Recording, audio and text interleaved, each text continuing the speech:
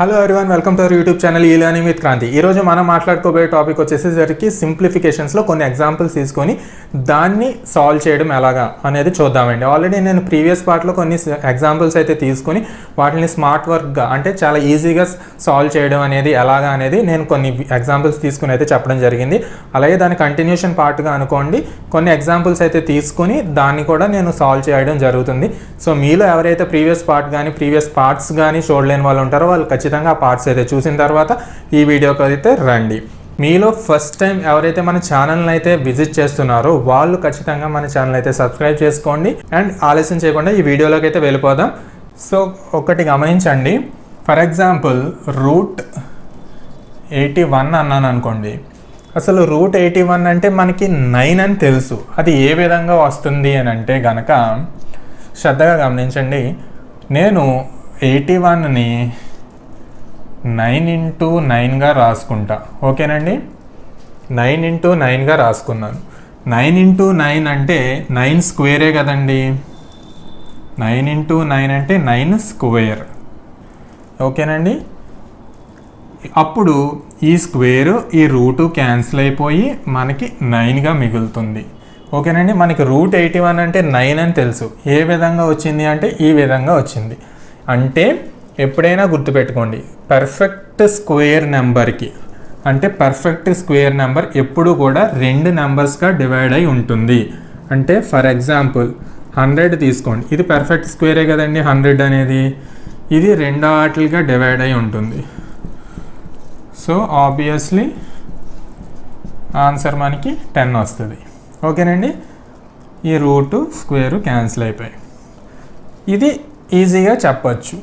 Next డెసిమల్స్లో ఉందనుకోండి. So దాన్ని అట్లా సాల్వ్ చేయాలి, అది ఎలా ఉంటుంది అనేది మనం చూద్దాం. ఫర్ ఎగ్జాంపుల్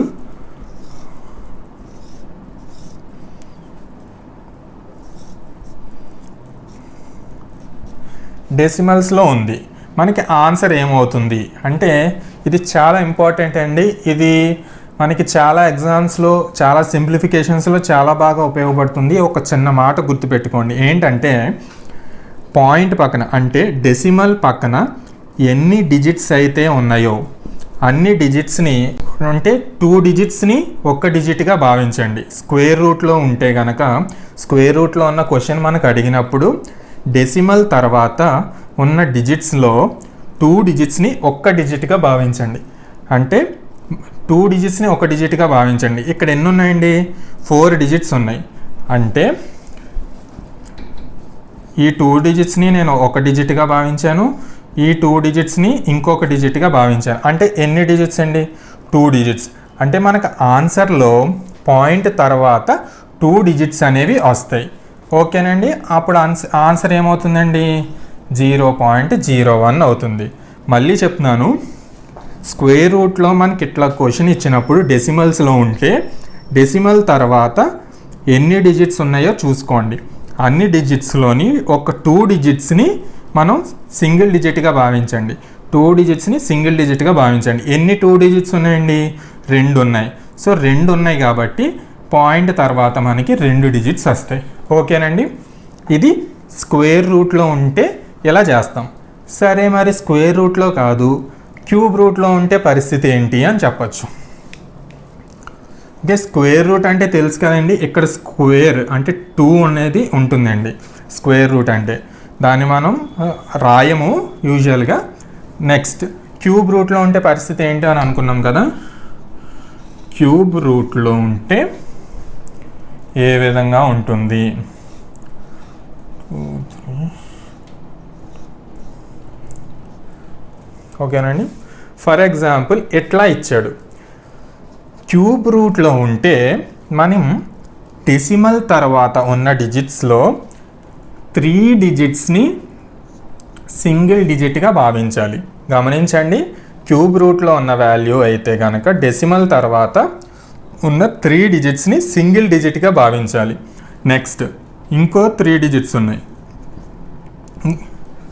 సో 2 డిజిట్స్గా అంటే మనకి డెసిమల్ తర్వాత ఎన్ని వాల్యూస్ వస్తాయండి?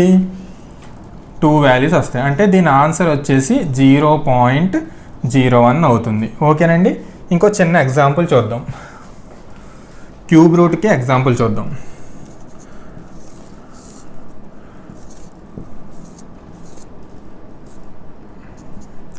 సో ఈ ఎగ్జాంపుల్ చూడండి, డెసిమల్ తర్వాత ఎన్ని డిజిట్స్ ఉన్నాయి? 3 డిజిట్స్ ఉన్నాయి. 3 డిజిట్స్ ఉన్నాయంటే మనం ఒక్క డిజిట్ ఉన్నట్టు భావించాలి. అంటే ఒక్క డిజిట్ వస్తుంది ఆన్సర్లో. సో మన ఆన్సర్ 0.1 అవుతుంది. ఓకేనండి, అలా చేసుకుంటూ వెళ్ళిపోవడమే.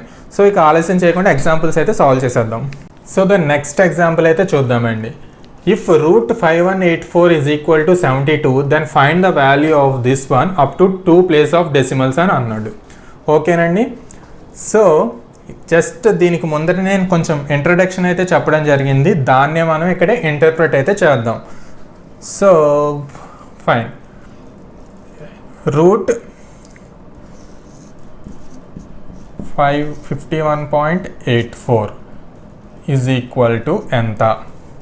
చూడండి ఏం చెప్పాను, స్క్వేర్ రూట్లో ఉన్నప్పుడు డెసిమల్ పక్కన ఎన్ని డిజిట్స్ అయితే ఉంటాయి అంటే 2 డిజిట్స్ని ఒక్క డిజిట్గా భావించమని చెప్పాను. సో 2 డిజిట్స్ని ఒక్క డిజిట్గా భావించండి. ఇప్పుడు డెసిమల్ పక్కన 2 డిజిట్స్ ఉంటే కనుక ఆన్సర్లో మనకి ఏమవుతుందండి, డెసిమల్ పక్కన మనకి 1 డిజిట్ అనేది వస్తుంది, అంతే కదండి. డెసిమల్ పక్కన 1 డిజిట్ అయితే వస్తుంది, రాసేసుకోండి అంతే దీని వాల్యూ. నెక్స్ట్ ఇది ఎంత అవుతుందో చూద్దాం. రూట్ 0.5184 అని ఉంది. ఓకేనండి, డెసిమల్ పక్కన 4 డిజిట్స్ ఉన్నాయి. అంటే డెసిమల్ పక్కన 4 డిజిట్స్ ఉంటే మనకి ఆన్సర్లో ఏమవుతుందండి, డెసిమల్ పక్కన 2 డిజిట్స్ వస్తాయి. డెసిమల్ పక్కన 2 డిజిట్స్ రాశాను, మిగిలింది ఏమవుతుంది, 0 అవుతుంది. ఓకే, 0.72 అవుతుంది. నెక్స్ట్ ఇది రాద్దాం. రూట్ 0.005184. నెక్స్ట్ ఓకేనండి, ఇప్పుడు చూడండి డెసిమల్ పక్కన ఎన్ని వాల్యూస్ ఉన్నాయండి, 6 వాల్యూస్ ఉన్నాయి, అంటే 6 డిజిట్స్ ఉన్నాయి. 6 ఉంటే మనకు ఆన్సర్లో ఎన్ని వస్తాయండి, 3. అంటే డెసిమల్ పక్కన 3 వస్తాయి. డెసిమల్ పక్కన 3 వస్తే ఏ విధంగా రాసుకోవచ్చు, ఈ విధంగా రాసుకోవచ్చు. ఓకేనండి, డెసిమల్ పక్కన 3 డిజిట్స్ వచ్చినాయి కదండి. నెక్స్ట్ డెసిమల్ పక్కన 0.12345184. ఇక్కడ డెసిమల్ పక్కన ఎన్ని ఉన్నాయండి, 8 డిజిట్స్ ఉన్నాయి. అంటే మనకి ఏమవుతుందండి, ఇక్కడ 4 డిజిట్స్ వస్తాయి. 0.0072. మనకి ఇచ్చిన క్వశ్చన్లో వీటిని యాడ్ చేయమని చెప్పాడు కదండి. సో యాడ్ చేసేసేయండి. 2 9 9 9 7. సో 7.992 వచ్చింది. కానీ మనకి up to 2 place of decimals అన్నాడు. అంటే మనకి ఆన్సర్ ఏమవుతుంది, 2 ప్లేస్ ఆఫ్ డెసిమల్స్, డెసిమల్ తర్వాత 2 ప్లేస్ వరకు అన్నాడు. అంటే 7.99 మన ఆన్సర్ అవుతుంది. ఓకేనండి, నెక్స్ట్ ఎగ్జాంపుల్ అయితే చూద్దామండి. So the next example is this one. If cube root of 148877 is equal to 53 then find the value of this one. So నేను ఆల్రెడీ ఇంట్రడక్షన్ పార్ట్లో చెప్పిన విధంగానే మనం ఇది ఈజీగా సాల్వ్ చేసేసేయచ్చండి. మనకి ఇచ్చిన క్వశ్చన్లో క్యూబ్ రూట్ 148.877 దీని వాల్యూ ఎంత అవుతుందండి, చూడండి క్యూబ్ రూట్లో ఉంది కాబట్టి డెసిమల్ తర్వాత 3 డిజిట్స్ని మనం సింగిల్ డిజిట్గా భావిస్తాం కాబట్టి మనకి ఆన్సర్లో డెసిమల్ తర్వాత 1 డిజిట్ మాత్రమే వస్తుంది. ఓకేనండి, సో చూడండి ఇప్పుడు మనకి cube root 148877 is equal to 53 అని ఇచ్చాడు కదండి. సో మన ఆన్సర్ ఏమవుతుంది, డెసిమల్ తర్వాత ఒక్కటే వస్తుంది, 1 డిజిటే వచ్చింది. ఓకేనండి, నెక్స్ట్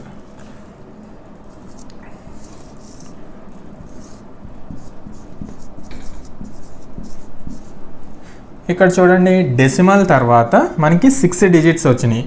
ఇక్కడ ఏం చెప్పానండి, క్యూబ్ రూట్లో 3 డిజిట్స్ని సింగిల్ డిజిట్గా భావించాలి. ఇక్కడ 6 డిజిట్స్ వచ్చినాయి కదా, అంటే మనకి డెసిమల్ తర్వాత ఆన్సర్లో 2 డిజిట్స్ వస్తాయి. డెసిమల్ తర్వాత 2 డిజిట్స్ వచ్చినాయి. ఓకేనండి, సరిపోయింది. నెక్స్ట్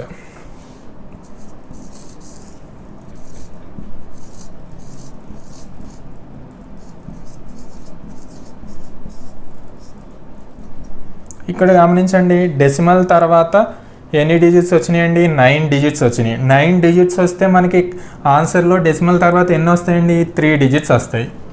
ఓకేనండి, 3 డిజిట్స్ వస్తాయి. సో దీన్ని యాడ్ చేసేసేయండి.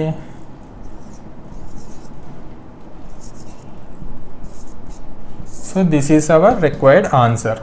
ఓకేనండి, నెక్స్ట్ ఎగ్జాంపుల్ అయితే చూద్దామండి. So next example is this one. Assume that root 17 is equal to 4.123, root 170 is equal to 13.03. Then find the value of root 1.7 plus root 1700 plus root 0.017. ఈ విధంగా ఇచ్చాడండి. So ఇలాంటి question ఇచ్చినప్పుడు మనం డెసిమల్స్ని కన్వర్ట్ చేసేసుకోవాలండి. నార్మల్గా డెసిమల్ లేకుండా కన్వర్ట్ చేసుకోవాలి. డెసిమల్ లేకుండా కన్వర్ట్ చేసుకోవాలి అండ్ మనకి ఇచ్చిన క్వశ్చన్లో ఏ వాల్యూస్ అయితే ఇచ్చాడో ఆ విధంగా కన్వర్ట్ చేసుకోవాలి. ఫర్ ఎగ్జాంపుల్ ఇది గమనించండి, రూట్ 1.7 ఉంది. నేను దీన్ని ఇంటూ 10తో మల్టిప్లై చేసి డివైడ్ చేశాను అనుకోండి, అప్పుడు రూట్ 17గా మారిపోతుంది. సరేనండి, రూట్ 17గా మారిపోతుంది. అప్పుడు మనకి రూట్ 17 వాల్యూ తెలుసు. సరే, కింద డెనామినేటర్లో అప్పుడు ఏమవుతుందండి? సరే, నేను మీకు చేసి చూపిస్తాను. ఫర్ ఎగ్జాంపుల్ రూట్ 1.7ని నేను ఇంటూ 10తో డివైడ్ చేసి 10తో మల్టిప్లై చేశాను. 10తో మల్టిప్లై చేసి 10తో డివైడ్ చేశాను. సో ఇలా చేసుకోవచ్చు కదా. సో నేను ఇప్పుడు దీని వాల్యూ ఎంత అవుతుంది? 1.7 ఇంటూ 10 ఎంత అవుతుందండి? రూట్ 17 బై రూట్ కింద డెనామినేటర్లో రూట్ 10 ఉంది కదా, అలా ఉంది. కానీ మనకి రూట్ 10 వాల్యూ అంటే మళ్ళీ డెసిమల్స్లో వచ్చేస్తుంది. సో దట్ మనం దీన్ని ఇంటూ 10తో కాకుండా ఇంటూ 100తో మల్టిప్లై చేద్దాం. ఓకేనండి, ఇంటూ 100తో మల్టిప్లై చేస్తే ఏమవుతుందండి? న్యూమరేటర్ రూట్ 170 అవుతుంది. ఓకేనండి, 1.7 ఇంటూ 100 ఎంత అవుతుందండి? 170 అవుతుంది. ఓకేనండి, నెక్స్ట్ రూట్ 100 ఎంత అవుతుందండి? 10 అవుతుంది. ఓకేనండి, ఇది మనకి దీని వాల్యూ. రూట్ 170 అంటే ఎంతండి? మనకి 13.03 ఇచ్చాడు. 13.03 బై 10. 10 అంటే ఇప్పుడు బై 10 చేస్తున్నాం అనుకోండి, డెసిమల్ ముందుకి జంప్ అవుతుంది, అంటే 1.303 అవుతుంది. ఓకేనండి, 1.303. దీని వాల్యూ మనకి ఎంత వచ్చింది అంటే రూట్ 1.7 వాల్యూ అంత వచ్చింది. నెక్స్ట్ రూట్ 1700 చూద్దాం. రూట్ 1700 దీన్ని గమనించండి. దీన్ని గమనిస్తే కనుక రూట్ 17 ఇంటూ 100గా రాసుకోవచ్చు కదండి. Root 17 into 100. సో నేను రూట్ 17 ఇంటూ రూట్ 100గా రాసుకున్నాను. ఓకేనండి, రూట్ 17 ఇంటూ రూట్ 100గా రాసుకున్నాను. దీన్ని మనకి రూట్ 17 వాల్యూ ఎంత తెలుసండి? 4.123. 4.123 ఇంటూ రూట్ 100 వాల్యూ ఎంతండి? 10. మల్టిప్లై చేస్తున్నాం కాబట్టి డెసిమల్ అనేది రైట్కి జంప్ అవుతుంది. ఎంత వస్తుందండి? 41.23. నేను ఇక్కడ రాస్తున్నాను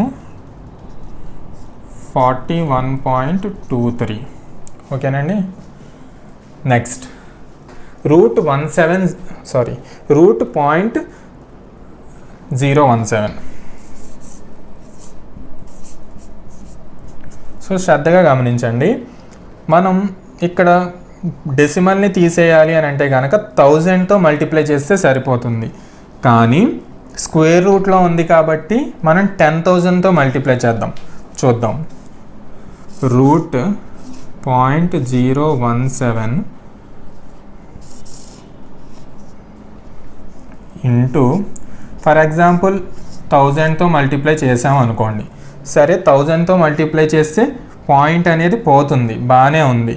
కానీ మనకి డినామినేటర్లో కూడా 1000 ఉంటుంది కదండి. దానివల్ల √1000 అయితే మళ్ళీ మనకి పాయింట్స్లో వచ్చేస్తుంది, డెసిమల్స్లో వచ్చేస్తుంది. అందుకని 10,000తో మల్టిప్లై చేసి డివైడ్ చేద్దాం. 10,000తో మల్టిప్లై చేసి డివైడ్ చేస్తే మనకి ఎంత వస్తుందండి? పాయింట్ ఎన్ని ప్లేసెస్ జంప్ అవుతుందండి? 4 zeros ఉన్నాయి కాబట్టి 4 places జంప్ అవుతుంది. 4 places జంప్ అయితే 170 అవుతుంది. సో √170 బై √10,000 అంటే ఎంత అవుతుందండి? √10,000 అంటే 100. √170 అంటే మనకి వాల్యూ ఎంత ఇచ్చాడండి? 13.03 ఇచ్చాడు. 13.03 బై 100. 100 అంటే వాల్యూ బై 100 చేస్తే ఏమవుతుందండి? 2 places జంప్ అవుతుంది, అంటే 0.1303. 0.1303. దీన్ని యాడ్ చేసేసేయండి, వీటిని యాడ్ చేసేయండి. 41.23, 0.1303, 336.6.2, 42.663 వస్తుంది.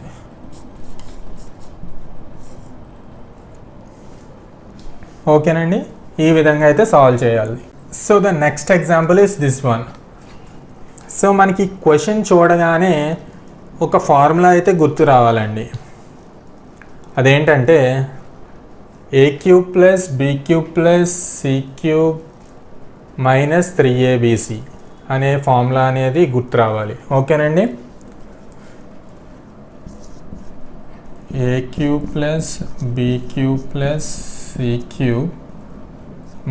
- 3abc అనే ఫార్ములా గుర్తు రావాలి. దీని ఫార్ములా ఏంటండి? మనకి a + b + c into a² + b² + c² - ab - bc - ca. ఓకేనండి, ఇది మనకి a³ + b³ + c³ - 3abc is equal to a + b + c into a² + b² + c² - ab - bc - ca. ఈ ఫార్ములా అనేది మనకి తెలిసి ఉండాలి. సో శ్రద్ధగా గమనిస్తే a + b + c దీని నుంచి ఏమవుతుందండి? ఇది బై ఇది, అంటే ఈ మల్టిప్లికేషన్లో ఉన్నదాన్ని నేను డివిజన్లోకి తీసుకొస్తా. సో ఏమవుతుందండి? a³ + b³ + c³ - 3abc by a² + b² + c² - ab - bc - ca. So ఈ విధంగా రాసుకోవచ్చు కదండి ఫార్ములాని. ఇప్పుడు గమనించండి, న్యూమరేటర్లో a³ + b³ + c³ - 3abc ఉంది. సో చూడండి, మనకు ఇచ్చిన క్వశ్చన్ని a³ a అంటే 0.2 అనుకోండి, 0.2 × 0.2 × 0.2. సో a³ సరిపోయింది. నెక్స్ట్ b³ 0.3 × 0.3 × 0.3 సరిపోయింది. నెక్స్ట్ c³ 0.4 × 0.4 × 0.4 సరిపోయింది. Next minus as it is ఉంది, 3 యాజ్ ఇట్ ఈజ్ ఉంది. abc a అంటే 0.2, b అంటే 0.3, c అంటే 0.6 సరిపోయింది కదండి. నెక్స్ట్ డినామినేటర్లోకి వద్దాం. డినామినేటర్లో ఏముందండి? a² అంటే 0.2 × 0.2, b² అంటే 0.3 × 0.3, c² అంటే 0.4 × 0.4. నెక్స్ట్ ab a అంటే 0.2, b అంటే 0.3, bc - bc 0.3 × 0.4 - ca సరిపోయింది కదండి. సో ఇలా ఉంటే మన ఆన్సర్ ఏమవుతుందండి? a + b + c. a + b + c అంటే ఎంతండి? 0.2 + 0.3 + 0.4.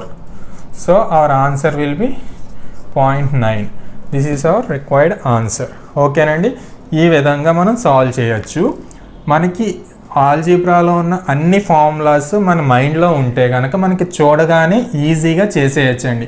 యాక్చువల్గా మనకి ఎగ్జామినేషన్స్లో మనం చూడగానే చేసేసేలా ఇస్తాడు, కానీ ఎక్కువగా కష్టపడేలాగా మాత్రం ఆ క్వశ్చన్స్ అయితే ఇవ్వడు. సో మనం కొంచెం లాజికల్గా ఆలోచిస్తే మనకి లాజిక్ దొరికేస్తుంది. సో వెంటనే అయితే మనం ఈజీగా సాల్వ్ చేసేయచ్చు. సో మనం నెక్స్ట్ ఎగ్జాంపుల్కి అయితే వెళ్ళిపోదామండి. So the next example is this one. ఇది శ్రద్ధగా గమనించండి. ఇది చూడగానే A square minus B square ఫార్ములాలో ఉంది. A square minus B square formula అంటే మనకు తెలుసు కదండి. A square minus B square formula is A plus B into A minus B. ఓకేనండి. సో మనకి ఈ ఫార్ములా అనేది తెలుసు. సో నెక్స్ట్, సో ఈ ఫార్ములా తెలుసు కాబట్టి న్యూమరేటర్ని ఆ ఫార్ములాలో రాసేసుకుందాం. అంటే 4.544 ప్లస్ బి అంటే 2.456 ఇంటూ 4.544 మైనస్ 2.456 బై డినామినేటర్ ఎంతండి వాల్యూ 2.088. ఓకేనండి. శ్రద్ధగా గమనించండి. ఇప్పుడు 4.544 ప్లస్ 2.456 ఎంత అవుతుందండి? 6 అవుతుంది, 7 అవుతుంది. ఇంటూ 4.544 మైనస్ 2.456 మైనస్ 6 ఇది ఎంత అవుతుందండి? 088 అవుతుంది. డినామినేటర్లో 2.088 ఉంది. సో ఇది క్యాన్సిల్ అయిపోతుంది. మనకి ఆన్సర్ అనేది 7 వస్తుంది. ఓకేనండి. మన క్యాలిక్యులేషన్స్ చాలా స్పీడ్గా ఉండాలండి. సో ఎంత స్పీడ్గా ఉంటే సింప్లిఫికేషన్స్ అంత ఫాస్ట్గా అయితే చేయగలుగుతాం. సో నెక్స్ట్ క్వశ్చన్కి అయితే వెళ్ళిపోదామండి. So the next example is this one. ఈ ఎగ్జాంపుల్ని గమనించినా సరే న్యూమరేటర్లో A square minus B square అని ఉంది. ఓకేనండి. A square minus B square. యూజువల్గా మనం దీన్ని అంటే A square minus B square అంటే A plus B into A minus B అని తెలుసు కదండి. సో దీన్ని మనం ఏ ప్లస్ బిని రాసుకోవాలి అని అనుకుంటే గనక ఏమవుతుందండి? A square minus B square by A minus B ఇలా రాసుకోవచ్చు కదండి. ఏ ప్లస్ బి అట్లానే ఉంటుంది. ఈ ఏ మైనస్ బిని ఇటు సైడ్ తీసుకోవచ్చు, అంటే డినామినేటర్లోకి వచ్చేస్తుంది. సో ఈ విధంగా అయితే నేను రాసుకున్నాను. ఇప్పుడు శ్రద్ధగా గమనించండి, క్వశ్చన్ని గమనించండి, కంపేర్ చేసేసుకోండి. ఏ స్క్వేర్ మైనస్ బి స్క్వేర్ అంటే 0.02 స్క్వేర్, మళ్ళీ డినామినేటర్లో ఏ మైనస్ బి అంటే 0.02. సో మనకి ఆన్సర్ ఏమవుతుందండి? ఇలా ఉంటే ఏ ప్లస్ బి అవుతుంది. ఏ ప్లస్ బి అంటే ఆన్సర్ చేసండి. ఏ అంటే ఎంత? 0.05. బి అంటే ఎంత? 0.02. ఓకేనండి. ఆన్సర్ వచ్చేసి 0.07. ఓకేనండి. సో ఈ విధంగా అయితే మనం సాల్వ్ చేయొచ్చు. సో ఈ విధంగా మనం సాల్వ్ చేయాలి అని అంటే కనుక మన మైండ్లో ఖచ్చితంగా ఫార్ములాస్ అనేవి బాగా రిజిస్టర్ అయి ఉండాలండి. సో ఈ వీడియో మీకు అందరికీ నచ్చిందని అనుకుంటున్నాను. ఒకవేళ మీకు ఈ వీడియో కనుక నచ్చినట్లయితే please do like, share, comment and subscribe to our YouTube channel e learning with Kranti. And thanks for watching. Bye bye for now.